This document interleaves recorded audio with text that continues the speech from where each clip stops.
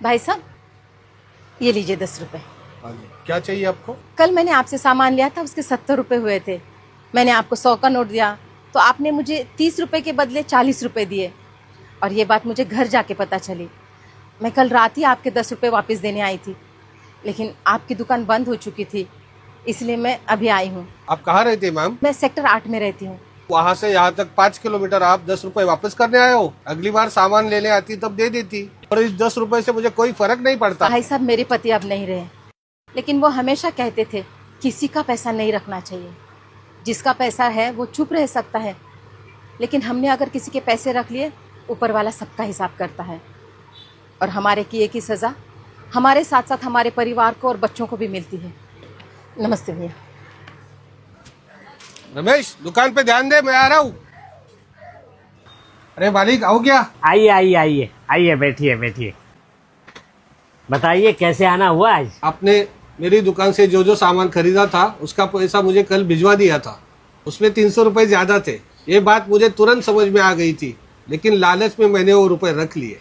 अगली बार के बिल में हम एडजस्ट कर लेते थे वो 300 रुपए। भाई साहब, अगली बार किसने देखा है? इसलिए आपका पैसा लौटाना बहुत जरूरी था।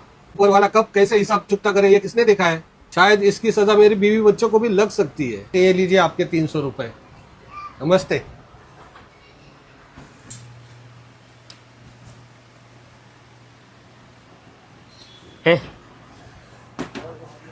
ऑफिस संभाल, मैं जरा आता हूँ।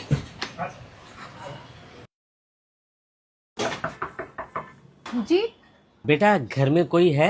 1 मिनट, आइए ना अंकल, आइए अंदर आइए, बैठिए यहाँ पर। नमस्ते भाभी जी, मैं महेश का बहुत पुराना दोस्त हूँ और एकदम खास दोस्त। दरअसल महेश पिछले कुछ सालों से मेरे पास पैसे जमा कर रहा था, लेकिन बीच में ही महेश हम सबको छोड़कर चला गया। महेश ने 13 लाख रुपए जमा किए थे मेरे पास। अब ये बात महेश और मेरे अलावा किसी को पता नहीं थी, इसलिए उन पैसों का लालच मुझ पे हावी हो गया। लेकिन आज एक दोस्त की वजह से मेरे ज़मीर ने मुझे पूरी तरह से झंझोड़ा, और फिर मुझे लगा कि अगर मैं किसी का पैसा खाऊं तो उसकी हाय मेरे बच्चों को लग सकती है, मेरे परिवार को लग सकती है। शायद महेश भी हमेशा यही कहता था। भाभी जी, ये लीजिए आपके 13 लाख रुपए। इस दिवाली आप भी किसी की अंधेरी जिंदगी में उम्मीद का एक दिया जलाए। हैप्पी दिवाली।